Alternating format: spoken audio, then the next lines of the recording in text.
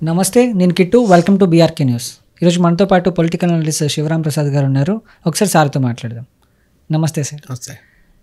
So పాకిస్తాన్కి ఇండియాకి యుద్ధం జరుగుతుంటే మధ్యలో అమెరికా మొన్న ఏం చెప్పింది, వాళ్ళు తేల్చుకోవాలి, మాకు సంబంధం లేదని చెప్పి మళ్ళీ వెంటనే రియాక్ట్ అయ్యి వెంటనే ఒక మీటింగ్ పెట్టేసి యుద్ధం ఆపేయాలని ఎందుకు చెప్పిందంటారు?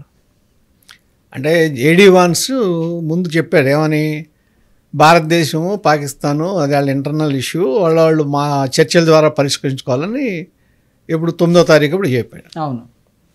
ఆ తర్వాత 9వ తారీఖు తర్వాత 10వ తారీఖున అమెరికా ఎంటర్ అయ్యేలోపు ఏం జరిగింది?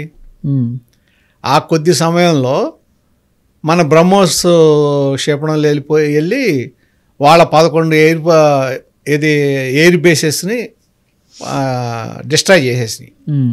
దాంట్లో ఒకటి రావల్పిండి, వాళ్ళ మెయిన్ ఆర్మీ బేస్ పక్కన ఉన్న నూర్ ఖాన్ ఎయిర్పోర్ట్.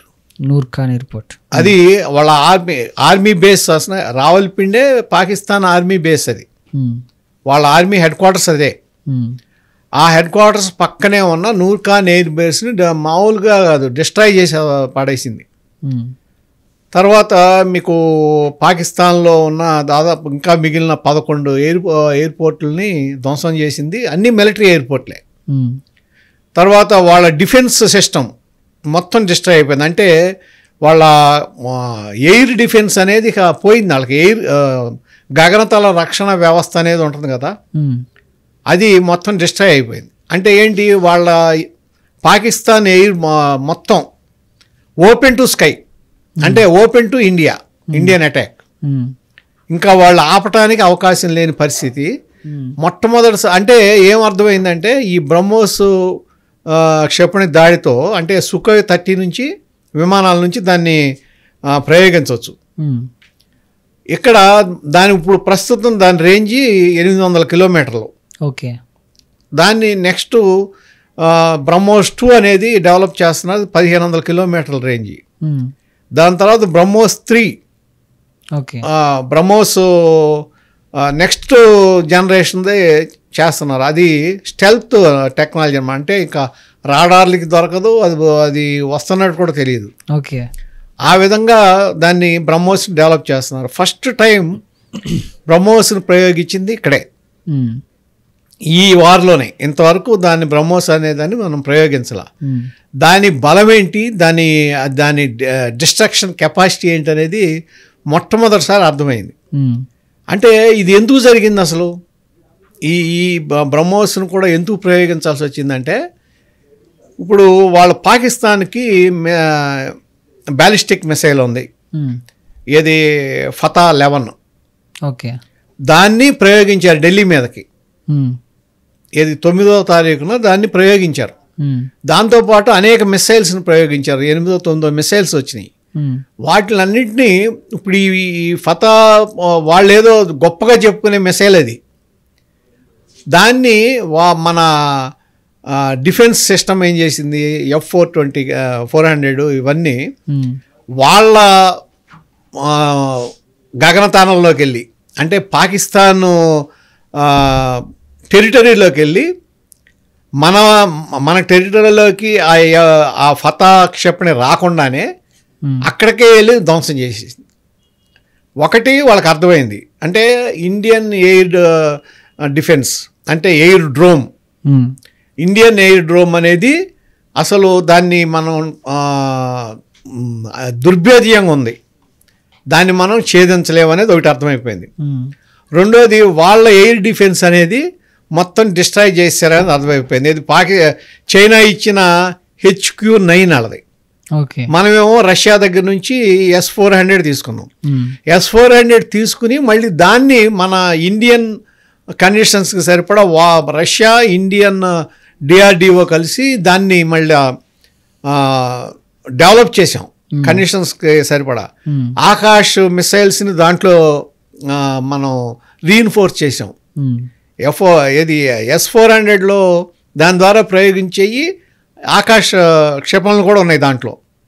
అంటే ఇండియా ఆ విధంగా ఏంటంటే మన రక్షణ వ్యవస్థని దుర్భేద్యం చేసుకున్నాం. అంటే మన యాంటీ డ్రోన్ టెక్నాలజీ ఒకటి, అలాగే ఈ ఏది ఎయిర్ డ్రోమ్ ఒకటి, ఈ రెండు కూడా మనం ఆల్మోస్ట్ దాన్ని ఎవడో దాన్ని ఛేదించే అవకాశం లేని విధంగా డెవలప్ చేసాం. అందుకనే వాళ్ళు ఒకే రోజులో 400 పైన వాళ్ళు డ్రోన్స్ని ప్రయోగించారు ఇండియా మీద. ఏమవలా, డ్రోన్స్ అన్నీ ఇదైపోయినాయి. పాకిస్తాన్ దగ్గర నుంచి ఇది మన చైనా వాళ్ళ మిసైల్స్ వచ్చినాయి, అది కూడా మనం చూపించారు కదా, చైనా మేడ్ మిసైల్ అది ప్రయోగం, అది సక్సెస్ అవ్వాలా. అన్నిటినీ మనం కూల్చేసాం. అవును, పాకిస్తాన్ ప్రయోగించిన 9 పైన మిసైల్స్ అన్నీ కూల్చేసాం. అంటే ఇండియన్ మన రక్షణ కవచాన్ని ఛేదించలేమనేది పాకిస్తాన్కి అర్థమైపోయింది. తర్వాత ఎప్పుడైతే పాకిస్తాన్కి సంబంధించి పంజాబ్ ప్రావిన్స్లో కూడా, అంటే పంజాబ్ ప్రావిన్స్ 100 కిలోమీటర్స్ ఇంకా దూరం కూడా వెళ్ళి వాళ్ళ ఎయిర్ బేస్ని మనం స్ట్రైక్ చేసిన తర్వాత ఆల్మోస్ట్ ఎయిర్ ఫోర్స్ నిర్వీర్యం అయిపోయింది వాళ్ళది. అక్కడ మన ఐఎన్ఎస్ విక్రాంత్, విక్రమాదిత్య అన్నీ రెడీగా ఉన్నాయి, ఎప్పుడు చెప్తే అప్పుడు నేవల్ అటాక్కి రెడీగా ఉన్నాయి. ఎల్ఓసి దగ్గర మొత్తం ఇండియన్ ఆర్మీ అంతా రెడీగా ఉంది. ఏ క్షణం చెప్తే అప్పుడు వాళ్ళు దాడి చేయడానికి ఇండియా సిద్ధంగా ఉంది. ఇక్కడ ఎప్పుడైతే ఇవన్నీ జరిగినాయో వాళ్ళకి అర్థమైంది ఏంటి, ఈ బ్రహ్మోస్ క్షిపణికి సమాధానం లేదు. రేపొద్దున ఎక్కడైనా సరే పాకిస్తాన్లో ఏ ప్రాంతాన్నైనా సరే టార్గెట్ చేయగలదు, చేస్తే దాన్ని మనం ఆపలేం, చేయలేం. అర్థమైపోయింది వాళ్ళకి. ఎప్పుడైతే అర్థమైందో ఇప్పుడు దీంట్లో నష్టపోయింది ఎవరు? ఆయుధ వ్యాపారస్తులు. ఆయుధ వ్యాపారస్తులు ఎవరు? ప్రపంచంలో అతిపెద్ద ఆయుధ వ్యాపారస్తులు అమెరికా, చైనా. వాళ్ళు ఆయుధాలు అమ్ముకుంటారు, వీళ్ళు ఆయుధాలు అమ్ముకుంటారు. ఇప్పుడు మనకి ఎయిర్ ఫోర్స్లో మనకి మెయిన్ ఉన్నాయి ఏంటంటే రష్యాకి సంబంధించిన సుకోయి, మిరేజీ ఉన్నాయి మన దగ్గర. తర్వాత ఈ మధ్యనే మనం రఫేల్ యుద్ధ విమానాలు పాకిస్తాన్ నుంచి, అయితే మన ఫ్రాన్స్ నుంచి తీసుకున్నాం. అయితే ఆ ఫ్రాన్స్ నుంచి తీసుకునేటప్పుడు యుద్ధ విమానాలతో పాటు టెక్నాలజీ కూడా వాళ్ళ దగ్గర నుంచి కొన్నాం మనం. ఓకే, వాళ్ళ అగ్రిమెంట్ ఏంటి, ఆ రఫేల్ యుద్ధ విమానాలు తర్వాత ఇండియాలో దాన్ని మ్యానుఫ్యాక్చర్ చేయాలి, ఆ అగ్రిమెంట్ మీద కొన్నాం. సో ఇప్పుడు పాకిస్తాన్ దగ్గర ఏమున్నాయి, F-16 ఉన్నాయి. ఇది అమెరికన్ అడ్వాన్స్డ్ టెక్నాలజీ అనుకుంటున్నారు. ఇది గతంలో 1965లో 64-65 వారప్పుడు ఏది శాబర్ జెట్లు, అట్లాగే పఠాన్ యుద్ధ ట్యాంకులు, ఎట్లాగైతే అది ప్రపంచంలో అత్యుత్తమం అన్న వాటిని ఆ యుద్ధం తర్వాత ఆ పేరు అనేదే మర్చిపోయారు ప్రజలు, ప్రపంచం మర్చిపోయింది. ఎందుకంటే అంత ఆ విధంగా డిస్ట్రాయ్ చేశారు వాటిని మన ఇండియన్ ఆర్మీ. ఇవాళ ఈ చైనాకి సంబంధించిన F-15, లేకపోతే ఈ చైనాకి సంబంధించిన J-10, అట్లాగే JF-17, ఈ రెండింటిని కూడా వీటిని ఇండియన్ ఎయిర్ ఫోర్స్ కూల్చేశారు అనేది ఒకటి వచ్చింది. రెండు విమానాలను కూల్చారని వాళ్ళ పాకిస్తాన్ సంబంధించిన వాళ్ళ ఆర్మీనే ప్రకటించింది. తర్వాత F-16 కూలిపోయింది అంటున్నారు, కానీ దాన్ని ఇంకా ఏది నిర్ధారణ చేయట్లా. F-16 అనేది కనుక కూలిపోయిందని వస్తే, అంటే ఇంతకు ముందు కూడా మన దీంట్లో ఒకసారి 19లో అనుకుంటా F-16 ఇండియన్ ఆర్మీ కూల్చిందన్న తర్వాత దాని ఏది సేల్స్ పడిపోయింది ఒకసారి. F-16 ఇవన్నీ తయారు చేసేది లాక్హీడ్ మార్టిన్, ఇది అమెరికా ఇది. అట్లాగే దానికి సంబంధించి ఇంకా మిగిలిన F-18, F-15 ఇవేమో వాళ్ళ బోయింగ్ తయారు చేస్తుంది. ఇవన్నీ అమెరికన్ కంపెనీసే. ఇక్కడ చైనాకి సంబంధించి J-10, JF-17 చైనా తయారు చేసేది. అట్లాగే HQ-9 ఈ ఏది ఈ గగనతల రక్షణ వ్యవస్థ ఉంది కదా, ఇది చైనాది. ఇవన్నీ ఫెయిల్ అయిపోయినాయి. ఇప్పుడు F-16 కూడా కూల్చింది అనేది నిర్ధారణ అయిందనుకోండి, అప్పుడు వాళ్ళ వ్యాపారం అనేది పూర్తిగా పడిపోతుంది. అంటే ఈ వారు ఈ 10వ తారీఖు దాటి కనుక కంటిన్యూ అయితే పాకిస్తాన్ పరిస్థితి ఏంటి? ఇండియన్ అటాక్ను తట్టుకునే పరిస్థితి లేదు వాళ్ళకి. రేపు వాళ్ళ F-16 పనిచేయు, వాటిని మన వాళ్ళు కూల్చేశారనుకోండి, అప్పుడు దాదాపు ఏమవుతుంది, కొన్ని లక్షల కోట్లు నష్టం జరుగుతుంది ఆ కంపెనీలకి. ఎందుకంటే ఇంకా బ్రాండ్ని ఎవరో కొనరు. ఆ పరిస్థితి రాకుండా ఆపటం కోసమే తొందరపడ్డారు. అమెరికా చైనా కూడా తొందరపడింది. ఎందుకంటే పూర్తి స్థాయి అటాక్ గనక ఇక వస్తే వాళ్ళకి అర్థమైపోయింది పరిస్థితి ఏంటండి. ఏ విధంగా అసలు 400 డ్రోన్లు ఒకే రోజు చేసి కూడా అటాక్ చేసి కూడా నష్టం చేయలేకపోయారు అంటే పరిస్థితి ఏంటి? ఇండియా పరిస్థితి ఏంటి? ఇండియా ఏ స్థితిలో ఉంది, పాకిస్తాన్ ఏ స్థితిలో ఉంది అర్థమైపోతుంది కదా. ఎప్పుడైతే ఆ పరిస్థితి వచ్చిందో ఇప్పుడు వాళ్ళ తయారు చేసే అన్ని, ఇప్పుడు లాక్హీడ్ మార్టిన్ కానీ ఈ బోయింగ్ వాళ్ళు కానీ తయారు చేసే F-16 కానీ, అట్లాగే చెంగ్యూ కార్పొరేషన్ ఏదో చైనా వాళ్ళు తయారు చేసే ఈ J-10 లేకపోతే JF-17 విమానాలు కానీ వీటిని ఎవడో కొనడం. అంటే అల్టిమేట్గా నష్టపోయే దేశాలే ఈ యుద్ధం వలన అమెరికా చైనా పాకిస్తాన్ ఒక విధంగా ఏదంటే డైరెక్ట్ అటాక్ వాళ్ళకి. ఆర్థికంగా నష్టపోయేది ఆ 2 దేశాలు. At the same time super పవర్గా ఎదిగేది ఏది? ఇండియాలో కూడా రెండోది ఏంటి? ఇండియాకి సపోర్ట్ చేసింది ఏంటి? రష్యా. అంటే Russian technology, Indian technology plus Israel technology కొంత వచ్చింది మనకి, ఏది గగనతల రక్షణకు సంబంధించి. అప్పుడు ఈ మూడిటికి డిమాండ్ పెరుగుతుంది. ఇవాళ ఇండియాలో కూడా ఏది రక్షణకి సంబంధించిన వాటిని అమ్మే స్టేజ్కి ఇండియా కూడా వస్తుంది. మనం కూడా తయారు చేస్తాను. అంటే ఈ దీనికి సంబంధించి ఈ వారు వీటికి సంబంధించి మనం కూడా పోటీదారుగా ఎదిగే పరిస్థితి వస్తుంది. అప్పుడు అది నష్టం ఎవరికి? ఆ 2 అగ్రదేశాలకి నష్టం. కాబట్టి ఇమీడియట్గా ఆ యుద్ధాన్ని ఆపాల్సిన అవసరం ఉంది. కాబట్టి ఆ ముందు రోజున జేడీ వాన్స్ గారు వాళ్ళిద్దరూ మాట్లాడుకోవాలన్న దాని నుంచి వెంటనే రియాక్ట్ అయ్యి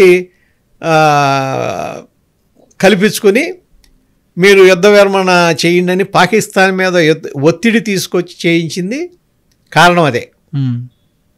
అంటే అల్టిమేట్గా దీనికి ఏంటంటే వాళ్ళ అగ్రదేశ ప్రయోజనాలు దానికోసం. అంటే పాకిస్తాన్ పరిస్థితి కూడా ఆ రోజున యుద్ధం చేసే పరిస్థితి లేదు. ఇక వాళ్ళ పార్లమెంట్లోనే ప్రధాని చెప్పింది చూసాం, ఇన్ని లక్షల కోట్లు అవుతుంది యుద్ధం చేయాలంటే, మన దగ్గర డబ్బులు లేవు, ఆయుధాలు తగ్గిపోయినాయి, ఇవన్నీ చేసి ఇవన్నీ తెలిసిన వాళ్ళు ఉగ్రవాదాన్ని ఎందుకు పెంచి పోషించారు?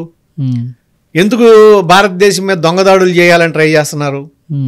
ఇవన్నీ చేయకుండా వాళ్ళ దేశాన్ని వాళ్ళు డెవలప్ చేసుకోవచ్చు కదా.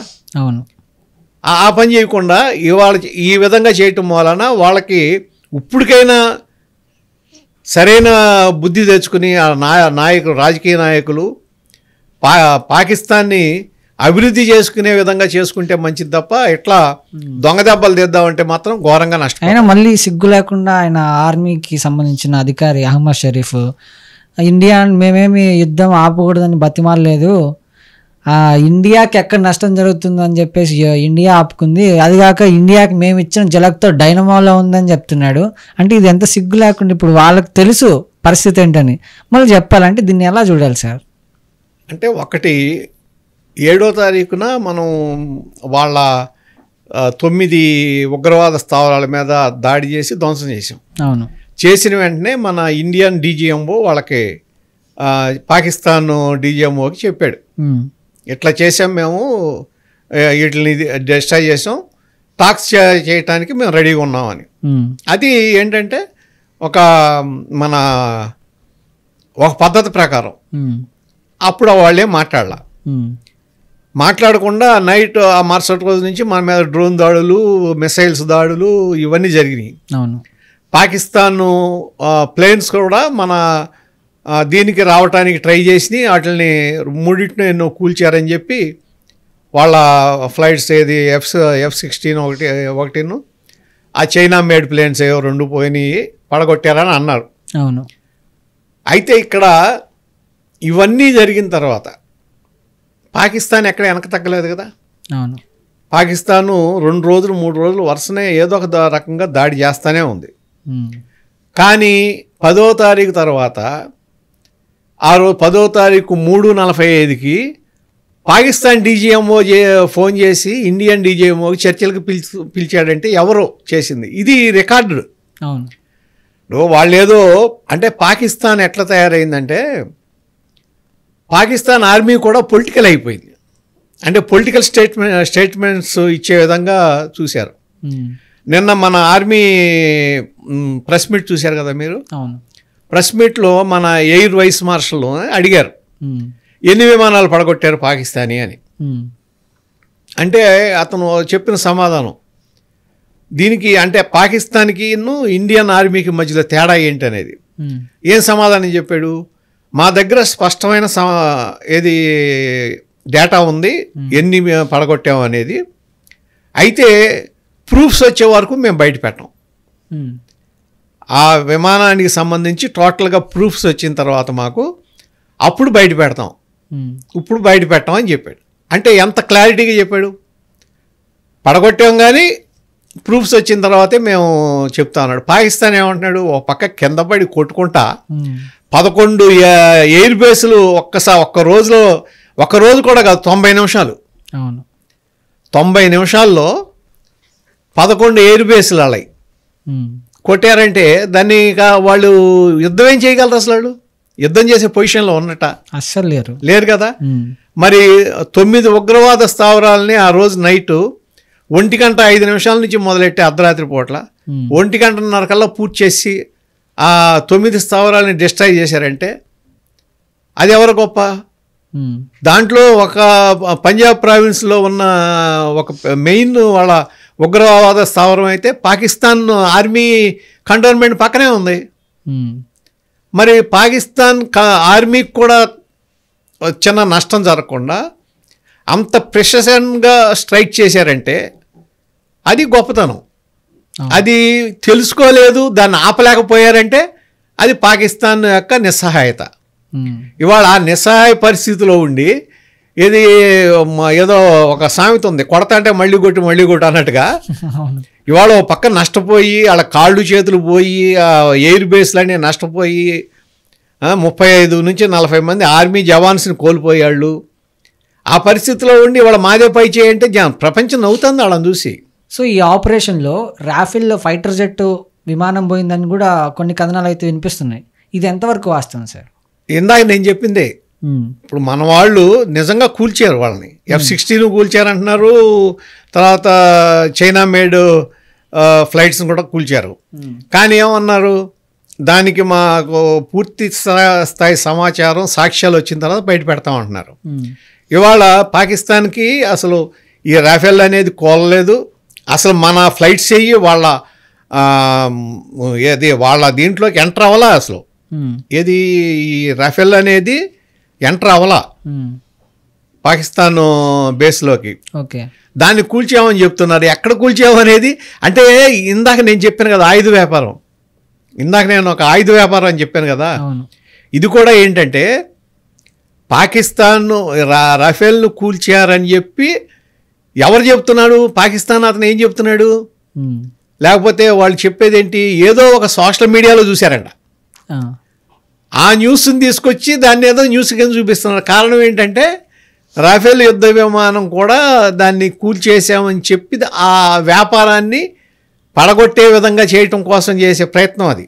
అంటే అది వ్యాపారంలో భాగం, వ్యాపార పోటీలో ఒక తప్పుడు ప్రచారం తప్ప మనకి క్లియర్గా మన ఎయిర్ ఫోర్స్ అదే మన ఎయిర్ వైస్ మార్షల్ చెప్పాడు ఇది నిన్న, మొత్తం మన పైలట్స్ అందరూ సేఫ్ అని, ఓకే, ఏమి క్యాజువాలిటీస్ లేవని చెప్పాడు. దాని మీనింగ్ అదే కదా. అవును. ఇంకెక్కడ కూల్చినట్టు, ఎక్కడ కూలింది, ఏంటి అది ఏంటంటే ఇవన్నీ జస్ట్ వారు వచ్చినప్పుడు ఇటువంటివే జరుగుతాయి. దీనికి మూలం మనకు తెలుసు కదా, సెకండ్ వరల్డ్ వార్ అప్పుడు అవును. ఇది అన్ని అబద్ధాలే ప్రచారం చేశారు జర్మనీ దీంట్లో. అట్లా ఇది కూడా ఒక వ్యూహంలాగా, లేకపోతే వాళ్ళ వ్యాపారాన్ని పెంచుకోవటానికి తప్ప మనకు సంబంధించి, ఇండియాకి సంబంధించి ఏమీ నష్టపోలేదు అనేది నిన్న మన ఆర్మీ క్లారిఫికేషన్ ఇచ్చింది. సో అవి వార్తలు నమ్మక్కర్లా మనం. అండ్ అంటే ఇక్కడ దీని వెనకాల, అంటే యుద్ధం వెనకాల, పాకిస్తాన్ వెనకాల అంటే సైలెన్స్ వార్ని క్రియేట్ చేసింది అయితే చైనా అని చెప్పుకోవచ్చు మొత్తానికి. అండ్ సీజ్ఫైర్ అగ్రిమెంట్ అయిన తర్వాత ఇందాక మీరు చెప్పినట్టు ఇండియాని ఎదుర్కొనే దమ్ము ధైర్యం కానీ పాకిస్తాన్ ఆర్మీకి కానీ ఎవరికి లేదు. లేకపోయినా మళ్ళీ సీజ్ఫైర్ అయిన తర్వాత అయ్యింది అని తెలియగానే కాశ్మీర్ సీఎం నుంచి ఒక ట్వీట్ వచ్చింది, సీజ్ఫైర్ అయిపోయింది అంటున్నారు, మళ్ళీ పాకిస్తాన్ ఆర్మీ నుంచి కొన్ని దాడులు మళ్ళీ కాశ్మీర్లో జరుగుతున్నాయి. మరి ఇదెందుకు చేశారంటారు? జరిగిన తర్వాతే కదా మనాళ్ళు వార్నింగ్ ఇచ్చింది. ఇప్పుడు మోడీ ఏమన్నారు, తుపాకీ గుండు వస్తే దానికి ఎదురు బాంబులతో సమాధానం చెప్పండి అని ఇచ్చారు. రెండవది ఏంటంటే ఈ కంబాట్ ఫీల్డ్లో ఉన్న వాళ్ళకి ఫ్రీనెస్ ఇచ్చారు. మీరు ఒకవేళ ఇటువంటి వైలేషన్స్ జరిగితే మీరు తీసేసుకోండి అని చెప్పి ఇచ్చారు నిన్న. ఇవన్నీ నిన్న జరిగిన డెవలప్మెంట్స్. ఎందుకంటే ఆ రోజు జరిగిన తర్వాత క్లియర్గా వార్నింగ్ ఇచ్చారు, మీరు వైలేషన్ చేస్తే మేము కూడా చేయాల్సి వస్తుంది అని. సరే, ఇవాళ ఏమీ లేదు, నిన్న నుంచి ఆపేసినట్టున్నారు, వాళ్ళు ఏం చేసినట్లేరు. ఇవాళ చర్చలు ఉన్నాయి, చూడాలి మరి చర్చల్లో ఏమొస్తుంది అనేది. కాకపోతే పాకిస్తాన్ అనేది నమ్మదగిన దేశం మాత్రం కాదు. అది కుక్కతాగు వంకర అన్నట్టు. వాళ్ళు మనకి ద్వారా సిమ్లా ప్యాక్ట్ వచ్చింది, ఏమీ జరగల. అంతకుముందు తాష్కెంట్ ఒప్పందం జరిగింది, దాన్ని వైలేషన్ చేశారు. వాళ్ళు అటువంటి పనే చేస్తారు. కాబట్టి ఇక్కడ ఇవాళ మనది అప్పర్ హ్యాండ్ ఉంది, మనం ఏం చెప్తే చేయాల్సిందే. కాబట్టి మన భారతదేశానికి సంబంధించి ఏది మంచిదో అది సాధించాల్సిన అవసరం ఉంది చర్చల్లో. సో పాకిస్తాన్లో మన ఇండియన్ సిటిజన్స్ మామూలుగా ఉన్న వాళ్ళ పరిస్థితి ఎలా ఉంటుంది సార్ ఇప్పుడు? అంటే నార్మల్గా మొన్న బార్డర్లో ఈ వార్కి ముందు మొత్తం సిటిజన్స్ అందరినీ ఎవరి కాళ్ళకి వెళ్ళిపోమన్నారు. ఏ కంట్రీ వాళ్ళని ఆ కంట్రీలోకి వెళ్ళిపోమని చెప్పారు. ఏదో డెడ్ లైన్ ఇచ్చారు, డెడ్ లైన్లో దాటి ఉంటారు.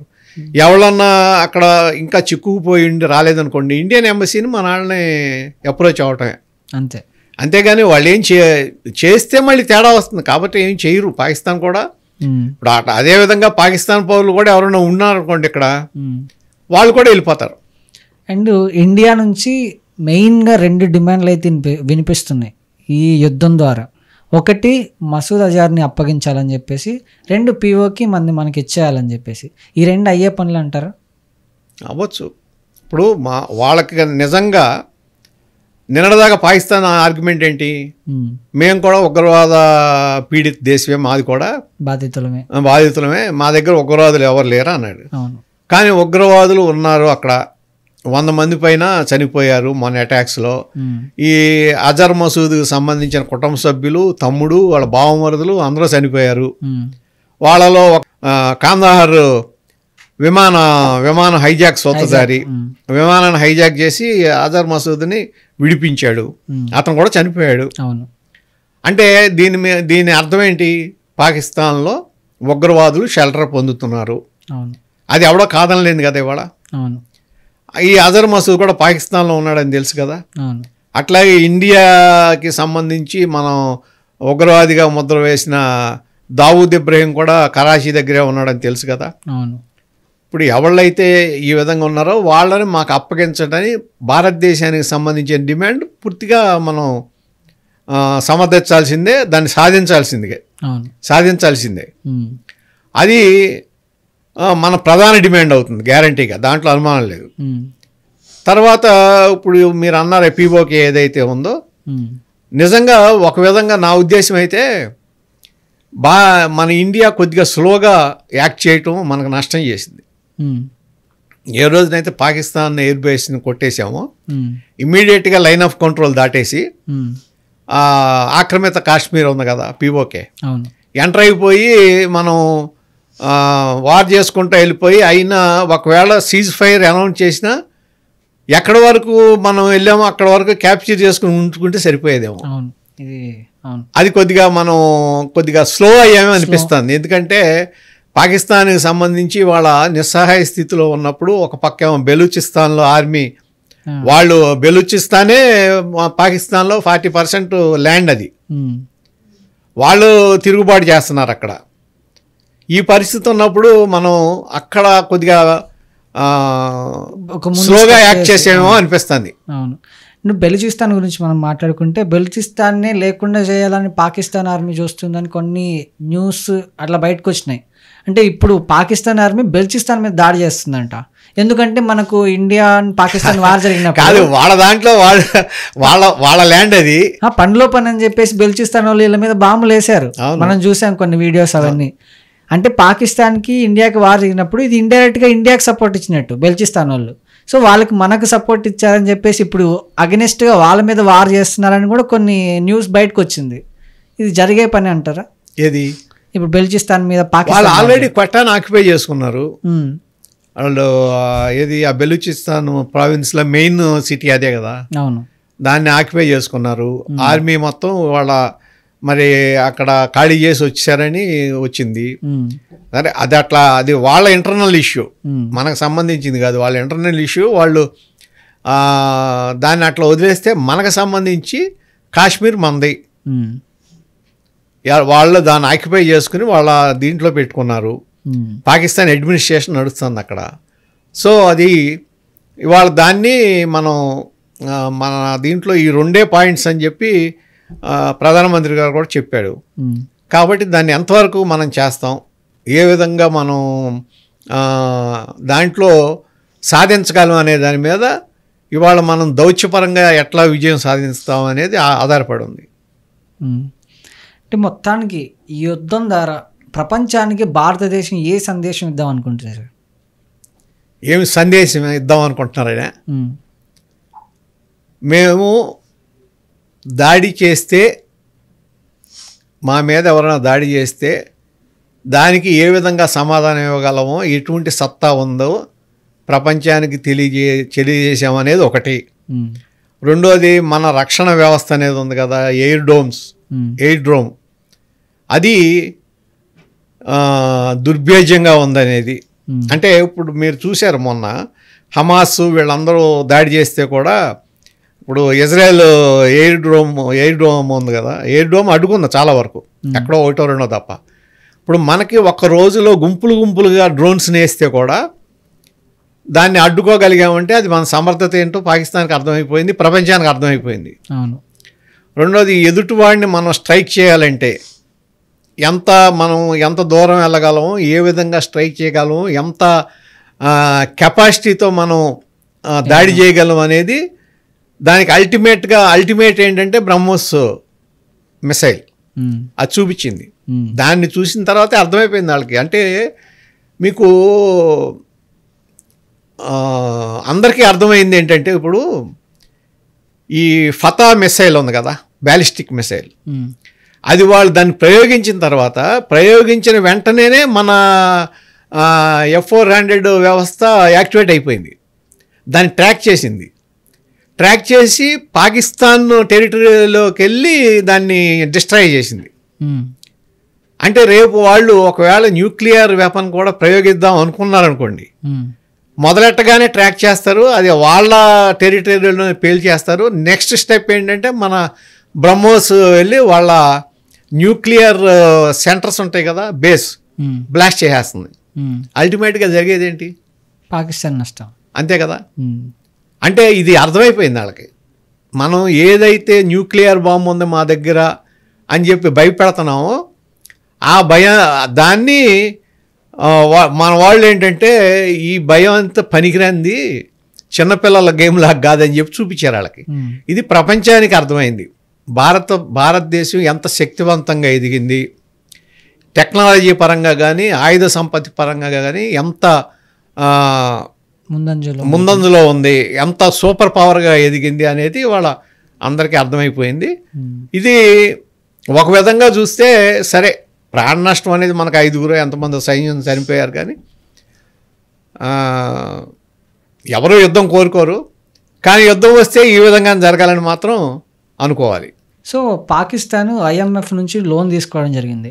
అంటే ఇప్పుడు కుక్కతోక వంకర అని మనం మాట్లాడుకున్నట్టు మళ్ళీ టెర్రరిజంకే పెడుతుందా ఈ డబ్బులని తీసుకుపోయి, లేకపోతే ఏదైనా యూజ్ అయ్యి పనికొచ్చే పని చేసుకుంటుందా? అంటే ఇవాళ వార్ జరిగింది కదా, వాళ్ళ ఎయిర్పోర్ట్లన్నీ ధ్వంసమైపోయినాయి, అది మిలిటరీ ఎయిర్పోర్ట్స్ అన్నీ, అపార నష్టం జరిగింది. తర్వాత వాళ్ళ ఇప్పుడు ఈ డ్రోన్స్ ఇవన్నీ వాడేశారు చాలా వరకు. ఇవాళ దానికి సంబంధించి ఈ అప్పుని తీసుకెళ్ళిపోయి అమెరికాకి, చైనాకి అప్పచెప్పి అక్కడ నుంచి ఆయుధాలు కొనుక్కోవడానికి తప్ప వాళ్ళు డెవలప్ చేయడానికి కూడా చాలదు. ఇప్పుడు ఆయుధాలు కొనుక్కోవాలి వెళ్ళాళ్ళు, ఆ ఎయిర్ స్ట్రిప్స్ అన్ని సరి చేసుకోవాలి, ఇంకా ప్రజలకేమి ఇస్తారు, లేకపోతే ఇది టెర్రరిస్ట్ సెంటర్లకు ఏమైనా సహాయం చేయగలరా అంటే చేసే పరిస్థితి కూడా లేదు వాళ్ళకి. సో దీన్ని మళ్ళీ తీసుకెళ్ళి ఏ IMF లోన్ ఉందో దాన్ని మళ్ళీ వాళ్ళ ఆయుధ కొనుగోలుకే వాడాలి, మళ్ళీ అమెరికాకి, చైనాకి వెళ్తాయి డబ్బులన్నీ. తర్వాత ట్రేడ్ మార్కెట్ కూడా పెరిగింది అని కూడా తెలుస్తుంది. వాళ్ళది కాదు, మంద పెరిగింది. మంద పెరుగుతుంది కదా ఆటోమేటిక్గా. Winner is winner. ఇప్పుడు వాళ్ళు ఎన్ని అబద్ధాలు చెప్పినా, వాళ్ళ ఆర్మీ ఎన్ని ఫేక్ న్యూస్ చాలా ఫేక్ న్యూస్లు ప్రచారం చేశారు, ఎన్ని ఫేక్ న్యూస్లు ప్రచారం చేసినా ప్రజలకు తెలుసు ఏం జరుగుతుందో, వాళ్ళ దేశంలో ఏం జరుగుతుందో వాళ్ళకి తెలుసు. తెలిసిన తర్వాత ఆటోమేటిక్గా అది వాళ్ళ ఆర్థిక వ్యవస్థ కూడా దెబ్బే. So world bank chief Ajay కూడా మాట్లాడుతూ ఈ సీజ్ అగ్రిమెంట్ తర్వాత ఈ ఇండస్ వాటర్ని మళ్ళీ రిలీజ్ చేసే అవకాశాలు ఉన్నాయి అని కూడా కొంచెం చెప్పడం జరిగింది. అంటే ఉన్నట్టే మాట్లాడడం జరిగింది. అంటే చేస్తారంటారు నిజంగానే? ఇప్పుడు ఇంకా చర్చలు జరుగుతున్నాయి, అది కూడా DGMO స్థాయిలో జరుగుతున్నాయి, అంటే మిలిటరీ స్థాయిలోనే. ఈ మిలిటరీ స్థాయిలో జరిగే వాటిలో రెండే డిమాండ్స్ ఏంటంటే, ఉగ్రవాదులను అప్పచెప్పాలి, రెండోది POKని మాకు అప్పచెప్పాలి. ఈ రెండే డిమాండ్స్. దాని తర్వాత ఇండస్ వాటర్ రిలీజ్ చేయటం ఇవనేది మిలిటరీ పరిధిలో ఉండవు, అవి రాజకీయ పరిధిలోకి వెళ్తాయి. అంటే ప్రైమ్ మినిస్టర్ లేకపోతే భద్రతా వ్యవహారాలు, అది గవర్నమెంట్ తీసుకుంటుంది. దీనిలో ఏం ఫలితం వస్తుంది, దీన్ని బట్టి ఆ వాటర్ రిలీజ్ చేయాలా వద్దా అనేది ఆధారపడి ఉంటుంది. అంటే మనం క్లియర్గా చెప్పారు, మీరు గనక ఉగ్రవాదుల్ని పెంచి పోషిస్తే అది యుద్ధం కిందే లెక్క. ఇండియా మీద ఉగ్రవాద దాడి చేస్తే దాన్ని యుద్ధం కింద పరిగణిస్తాం అని తేల్చి చెప్పేశారు కదా. అంటే వాళ్ళని అప్పచెప్పాలి ఫస్ట్. వాళ్ళని అప్పచెప్తారా? అప్పచెప్తేనే కుదురుతుంది. అప్పచెప్పితే ఒకవేళ అక్కడ ఉన్న ఇది లోకల్గా వాళ్ళకి వాళ్ళ పాకిస్తాన్ దేశంలో ఇవాళ ఉన్న గవర్నమెంట్ పరిస్థితి ఏమవుతుంది, అది వాళ్ళ ఇంటర్నల్గా ఇబ్బంది. దాన్ని బట్టి ఏం చేస్తారో చూడాలి. అయితే ఈ రెండు డిమాండ్స్ మాత్రం ప్రధాన డిమాండ్స్. ఇండస్ వాటర్ రిలీజ్ చేయటం అనేది ఆ నెక్స్ట్ స్టెప్. అది ఇది కనుక జరిగితే అప్పుడు తర్వాత దాని మీద చర్చలు ఉంటాయి. సో మొత్తానికి ఇండియాతో, అంటే ఇండియా ఎలా ఎదిగింది అంటే ప్రపంచ దేశాలతో పోటీ పడుతూ ఆ రేంజ్లో ఉంది అని యుద్ధం ద్వారా చూపించారు. అయితే మొత్తం ప్రపంచానికి చూపించాం. ఇండియా అనేది ఇవాళ ఈ ఒక సూపర్ పవర్గా ఎదుగుతుంది అనేది ప్రపంచ దేశాలకు అర్థమైపోయింది. ఇప్పుడు అట్లాగే ఇవాళ మనం ఆర్థిక వ్యవస్థను చూసుకుంటే 5వ ఆర్థిక వ్యవస్థలో ఉన్నాం ఇవాళ, బ్రిటన్ వీటిలన్నింటినీ దాటి. అదే GST పరంగా వాటిలో అయితే 3వ స్థానంలో ఉన్నాం. త్వరలో ఏది ఒక రెండు సంవత్సరాల దాంట్లో మనది కూడా 3వ ఆర్థిక వ్యవస్థ అయ్యే అవకాశం ఉంది అంటున్నారు ప్రపంచంలో. అంటే సూపర్ పవర్గా ఎదుగుతున్నాం కదా. అవును. సో మొత్తానికి ఇది మంచి పరిణామంగా చెప్పుకోవచ్చు. యుద్ధం మంచి పరిణామం, యుద్ధం అని కాదు, మన ఆర్మీ ఈ యుద్ధం ద్వారా మన భారతదేశానికి తీసుకొచ్చిన గౌరవం ఉంది కదా. అవును, గౌరవం. భారతదేశం చూసి వీళ్ళతో పెట్టుకుంటే మనం ఇదేమి మామూలు దేశం కాదు, బేలగా లేదు, బలంగా ఉంది. భారతదేశంతో పెట్టుకుంటే వాళ్ళు బుద్ధి చెబుతారు. ఆ చెప్పేది కూడా మళ్ళీ చాలా కాలం ఒక ఒక శతాబ్ద కాలం గుర్తుండే విధంగా చెప్తారనేది చూపించాం. అవును. Okay, thank you sir.